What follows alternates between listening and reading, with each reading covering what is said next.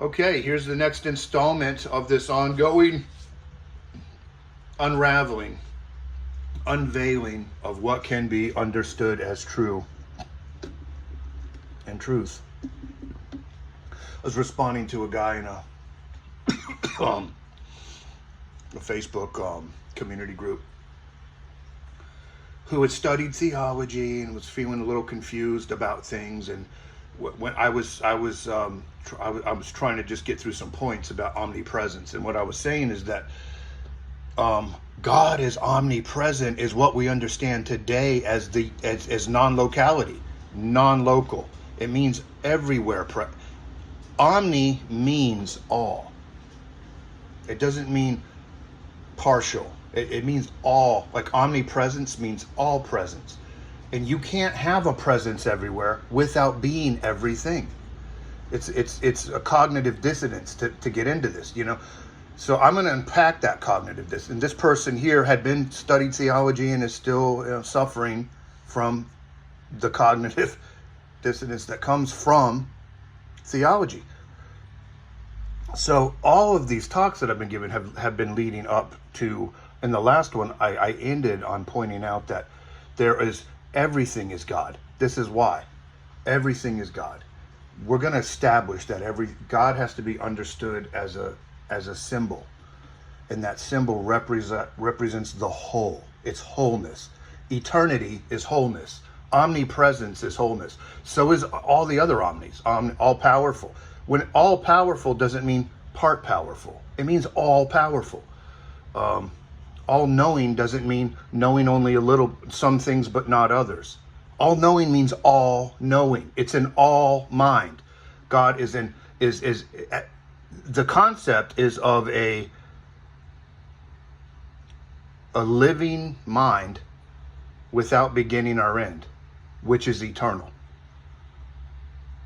That's existence itself. Existence itself can't have a fixed there's no beginning to existence itself. There is only an existence that just exists, and we can't say that we can't do it with the Big Bang. There's a singularity. If you're into science, we'll go over here and do this illustration. There's a singularity. The whole idea of the Big Bang Theory starts with something that already exists and then expands out. At no point was it's already there. It's uncreated. The singularity is a pre-existent. There's something eternal. Existence itself is eternal. Something always exists. Always. That's if you look at it the Big Bang Theory way. The Big Bang Theory is not the beginning of anything, and that's why Sir Roger Penrose has gone off into his other, their singularity theory doesn't work. There's more, and that's why he left all of that behind and went on. If you are into religion, well, then God is what existed already, and then all of this creation stuff goes on. So it's the same thing. It's the same thing. God, in this case, you could imagine God as the singular. Something always exists without beginning. Beginnings and endings are small-mindedness. They're making things very small in the mind. I want to open with this to kind of open the idea of where this is all headed and why these things are going to be the way they turn out. So start with this. Let your mind take that in. Something always exists eternally.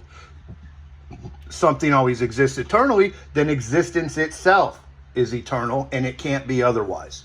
You have to come to terms with that in your own mind, if you have not. To have a mature mind in theology, mythology, any of these things, philosophy, science, mysticism, to have a mature mind in any of that, you have to understand what I've just said. So that everything is, you understand what expanded out. Well, this source here is the pre-existent source. This is pre-existent source. Looking at it from science or religion. Science or religion. I had that backwards. There's a pre-existent eternal source that pre-exists anything we ever try to attach a fixed beginning to. In Genesis, God already existed, and there had to be a pre-existing God to say, let there be light, and in all this business, and go on with the creation.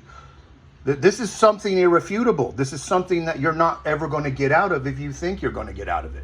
And I won't let you just get off the hook. You know, I'm going to hold people's feet to the fire here. Something's eternal. That is what we call source. That is what God means. That being the case, this is what I ended on last time. There is only God. And everything that looks however it looks, good, bad, ugly, beautiful, whatever it is, if it exists, it is existence. It's whatever exists. Okay, so here's the Big Bang Theory. There was a singularity that was already there. The singularity doesn't have a beginning. The expansion they try to give a beginning to, and even that gets convoluted into the multiverse and other things. If there was an eternal multiverse, then there was always bubble universes coming up, and ours is just one bubble in an eternal sea of bubbles that constantly bubble up all the time without end and without beginning. That changes everything. That changes the whole perspective. That's God. That's getting your mind into God. That's getting your mind into what is eternal through science. And you can do it the same way with the creation myths. Any one of them, Judeo-Christian or otherwise. One that is understood. Didn't you understand that all is God and omnipresence has always meant? The omnis of religion mean they're pointing to existence itself. Existence is that which is all powerful. Existence is all present. To be all present, you have to be present within every atom, every subatomic particle, every quark and antiquark, every quantum string, every amplituhedron outside of space-time in the geometric eternal realm. You see what's going on here? How are you present outside of space-time and in space-time? Because we're talking about existence itself. Existence is that. Existence itself is that. Existence is incarnating into things that appear to us as form. All of them, including the human form. That is the mystery of the incarnation. That is the actual mystery of the incarnation, outside of bad theology. I'm going to jump forward now. I'm going to explain bad theology and why it is such. I'm going to make the point. There's only God is all, and nobody's ever going to get out of that. None shall pass. If God is anything, God is all. If existence exists, then existence is eternal. And everything that exists is existence itself, the eternal. This is non-negotiable. There is only God that is awake to the fact that God is God, and God that is asleep to the fact that God is God. And that's what I'm going to hammer down right here. I'm going to try to make this one shorter. So mystical traditions, religions, let's say mythologies, began as mystical. People having inner insight into the depths of their own inner subjective experience, psyche, and spirit. They then try to express that. Well, the only way to express that is indirectly through metaphor, allegory, and symbolic systems, which are what our mythologies are.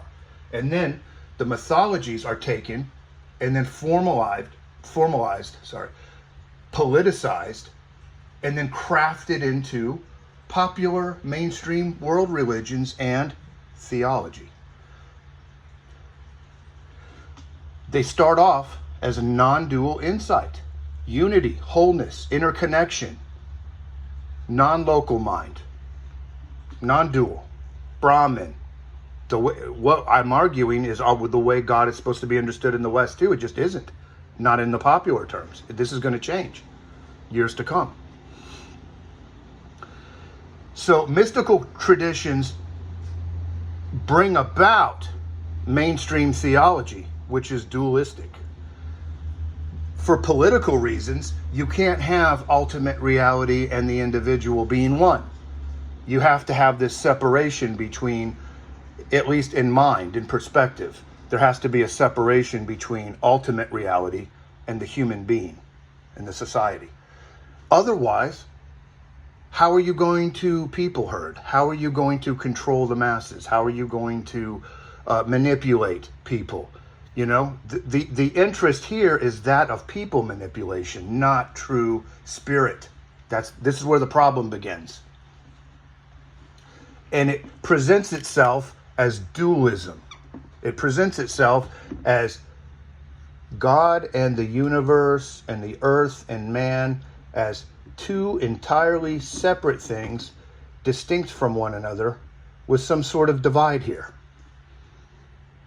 Not higher and lower self, interconnected, unified, like it says in John 10:30, I and the Father are one. This is a mystical realization trying to come through an individual, through a Western tradition, which was Judaism, and this became Christianity.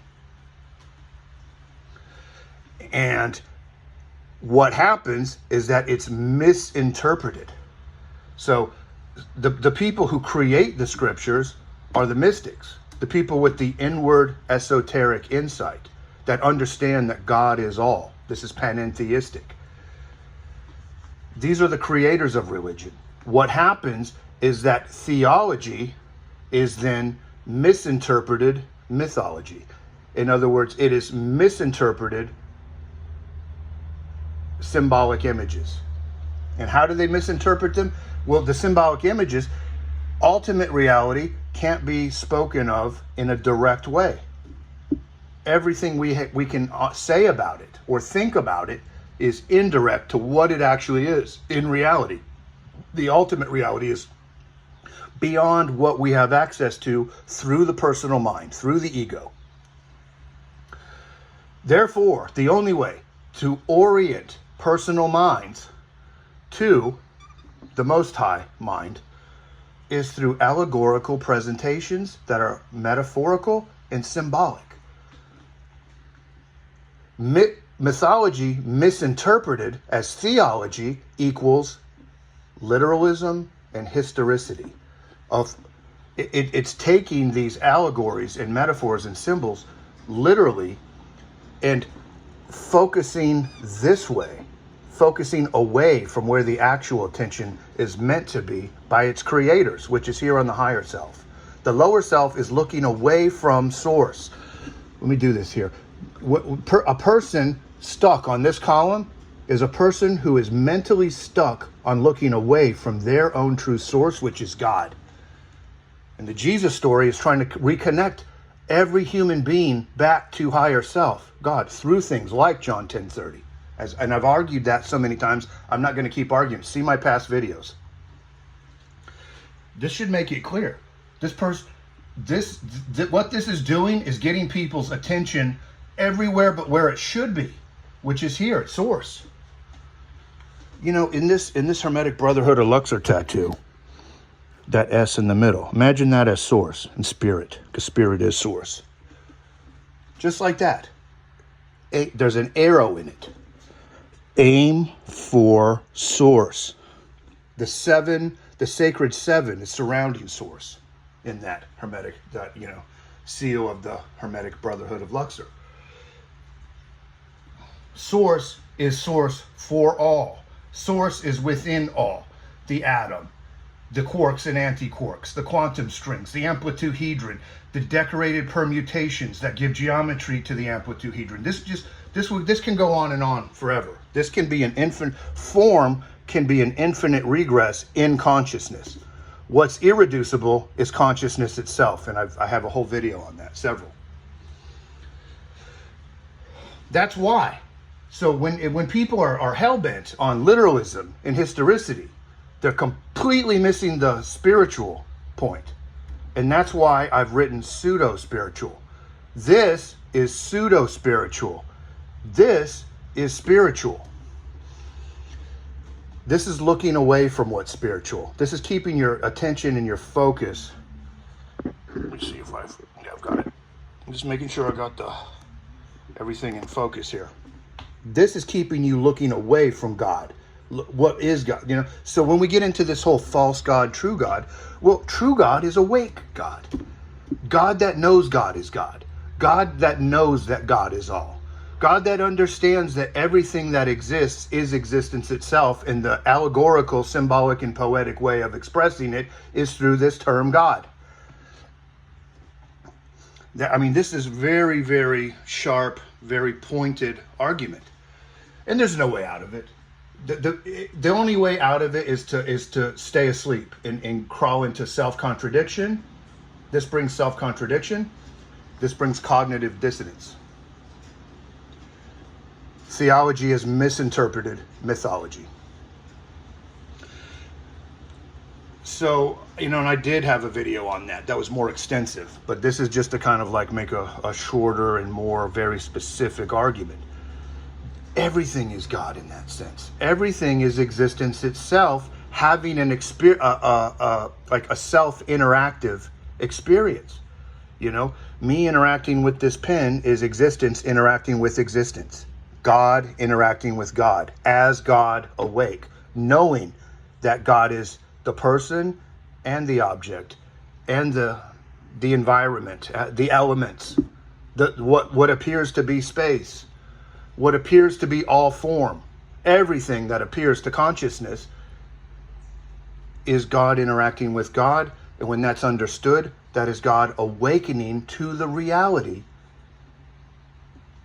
of the omnipresent, of the omnipresence. Everything over here is God asleep. This is eyes closed. This is facing away from source. This is not understanding how the interaction between the one and the many work. Not understanding the issue of eternity and time. Not understanding all of these things. This is like just obliviousness happening within the mind of God through avatars that are asleep to the fact that they are God having a human experience. I've said this many times. All of the religious atrocities in the world in the past that have taken place have been an example of this. All wrongdoing that's ever happened is this. It happens from this. It doesn't happen from this. If we want to target the problems, crime, misogyny, racism, bigotry, these things, the only realistic way that we could be done with all of those is for this. More and more and more people to become God awake and leave God asleep for God awake. That doesn't make you a non-sinner. It just, you're still going to be an ego. You still have to live your life as the avatar that you are at the moment. But you will do it in the best conditions that you can. You'll understand that you and the other are one. And being that you and the other are one, you can properly then follow the Christian guidelines, which are do unto others. And whatever you've done unto the least of these, my brethren, you have done unto me. You know, look what's going on here. People are just playing lip service to the Christian guidelines over here. They're not doing it for real. If you want to do Christianity for real, I invite everybody to wake up and understand this column. Wake up. Zach De La Rocha in Rage Against the Machine. I'm a product of the early 90s. That was my high school area. 1991 through 1995 was my high school. Wake up! I mean, Zach Dow yelling to people, wake up! Man, that's my generation. And that's what it is. That's what we're coming into. An awakening. You got to wake up. God awake to God. God asleep can always wake up. It's always possible. The potential for that is always there because it's just all God. God has the ability to wake up. It's woken up through lots of people. It can wake up through you too. So just keep that in mind. I mean, the more you put your mind on this and the more targeted and focused you get, it becomes obvious that this stuff is just wrong. And this stuff that is wrong is the most popular in the world still right now. This was the most popular through the Dark Ages, and it's still the most popular now. But change is coming. This is becoming more popular. And that's why people like me are out there talking about it now. This is what's meant to be said today. It's time for this. And I invite everybody else who feels passionate about it to speak up and do the same.